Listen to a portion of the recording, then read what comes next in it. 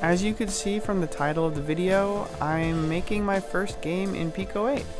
And here's a quick look at where I've gotten so far. Now let me give a little context first. I'm basically brand new to game development. I've been interested in it for years, but have only in the past week or two actually started learning programming and making stuff. And it's already so satisfying. I really do love the process of changing code and seeing instant results in my game. I have experience in a couple of other art forms like animation and music, but video games are just so cool to me because they're basically interactive art and nothing else is really like that. Anyway, I started learning about game engines a year or two ago, and I actually decided to use Godot, and I still plan on using it in the future. But as I started to watch some tutorials about it and even dabble in it a little bit briefly, I quickly realized it would be a whole beast to tackle, and I didn't want to jump into that yet since I was working on an album. And I mean, I'm still working on the album, but I'm hoping to finish it in the next few months. Anyway, I heard about PICO-8 maybe a couple months ago and just loved the whole vibe and community. If you don't know, PICO-8 is an 8-bit all-in-one game engine where you can write code, draw sprites, create maps, make sound effects, even music. And I especially thought that this would be a great starting point for me because it would force me to make something simple rather than making one of my grand ideas as my very first game, which probably would not end well. Also, I low-key got addicted to watching videos of all those different handhelds that can run Pico games and emulate systems. I just thought those are so cool. I definitely plan on buying one of those so I can play my PICO-8 game on that. That would just be awesome. So moving on to how I got started with PICO-8, I started with YouTube tutorials, but I've heard a lot of people talk about tutorial hell, so I was definitely not wanting to get stuck there, and I feel like I was already experiencing that pretty early on because I didn't fully understand the programming that the people were doing in the tutorials. I'm like, I don't really know what a function is, like, I'm like, what's a table? And they were talking about these things like I should already know them, and I just felt so lost, and I was like really frustrated, and like, I mean, it was hard in the beginning. I was like, how do I just make a basic movement system for my UFO? And then when I did get that, it was like the biggest accomplishment and it felt awesome. So I was using a tutorial of how to add bullets or lasers to my UFO, but I got stuck in there. The guy in the tutorial actually kind of got stuck too, but then he changed some things and he fixed the code, and I thought I followed it to a T, but my code wasn't working and his was, and I was like, what the heck? I even posted some screenshots of my code on Reddit for help, and a bunch of people did help me, which was awesome. And then this was where I eventually saw someone recommend Codecademy, and this was where I actually learned the basics of Lua, which is the programming language for PICO-8. So now I feel like I understand what people are doing in tutorials more rather than just blindly following them. So it was a big learning curve to kind of understand the language of programming, but after a bit, I feel like it's way less scary now. So yeah, shortly after this time was when I discovered ChatGPT, and oh, how amazing this was. I stumbled into this because I asked it something like, how can I spawn enemies and make them move sporadically, because that's how I wanted my humans in the game to move, and it wrote me all the code for it and explained it And if there was something in the code I didn't recognize or understand, I could just ask it about it. And, it would explain it to me in very clear terms, which is so nice.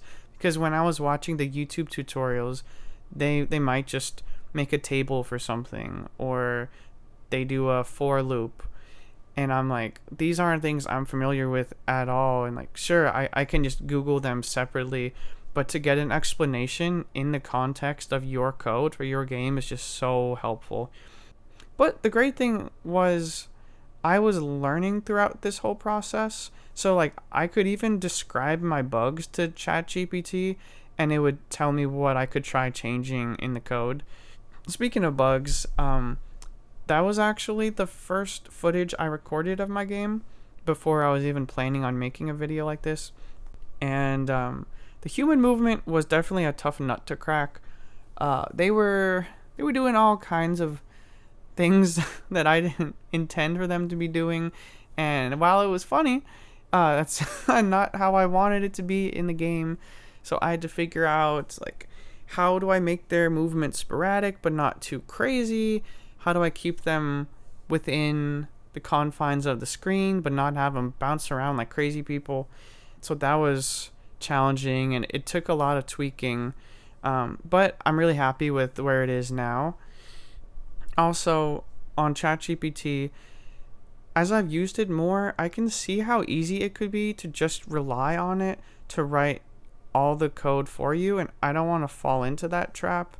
At the very least, I want to make sure I'm understanding and learning each piece of code that it writes for me. So, back to the game. So, I started working on the map a few days ago. I started out in Procreate on my iPad just to draw up a little concept. I knew I wanted a grassy area on the bottom half because that's where I want the cows to walk across, and then all the enemies will be in the top half of the screen. So I don't love how the buildings look, and I also don't like that they take up so much room on the screen. By the way, ever since I added collisions between the bullets and humans, I've wanted to fix the hitboxes. Like half the time you shoot, the bullets will just go right through them, which is not good, but I'll fix that eventually. Back to the map, I might try just panning the camera down so you don't have to look at the buildings and they don't take up that screen real estate, but you would still see the street. So I feel like it would still give me that city vibe that I want for the game. Now, moving on to one of my favorite parts of the game is the tractor beam. So this is going to be one of your 2 attacks, and this one will be more nuanced than the lasers, I think. So you can use it to beam up cows for health, you can beam up enemies, and beam up projectiles to launch back at them. I'm sure this is going to be a nightmare to code, but I believe in myself. So now I wanted to talk about future plans for the game. So I'm planning on cops being the next enemy type, followed by the military, and then finally a super secret boss that I don't want to spoil, and you'll just have to play the game to see. I tried thinking of a name for this game, but I couldn't really think of anything that I liked. So if you have any ideas, drop it in the comments. You just might name the game. Also, one of the reasons I'm making this video is because I'm afraid I would never finish this game if I didn't. If I'm not sharing my progress with other people, then it can be easy to lose excitement and motivation, especially because I have so many other project ideas. And I've personally been very guilty in the past of unintentionally abandoning projects because I start something else that is new and shiny. Ironically, this game is sort of an example of that. Since I've been working on my album for like 2 or 3 years now, and I told myself I wasn't allowed to start game dev until I finished it, but I was too excited apparently. So I've been working, I have been working on my album at the same time though, and my goal is to finish it by the end of November. Then I'll feel like I can truly dive into game development, because I know it'll just be a huge rabbit hole that might consume my life. I'm also in grad school right now, and I already have like no free time. I just happen to be on like a month-long break right now in between semesters, so I'm trying to make the most of it. Anyway, if there's anything else you'd want to see in this game, please let me know in the comments. I always love it when game developers on YouTube incorporate community feedback and it helps shape the game. That's also why I wanted to put this video out before I got too far into the game, because I don't want to like finish the whole thing and then share it and then not have a chance to get feedback. So yeah, if you made it this far, thank you so much for watching. I hope to be able to make more videos like this. So if you want to see more, you can subscribe and all that good stuff. Thank you again, and I hope to see you in the next one.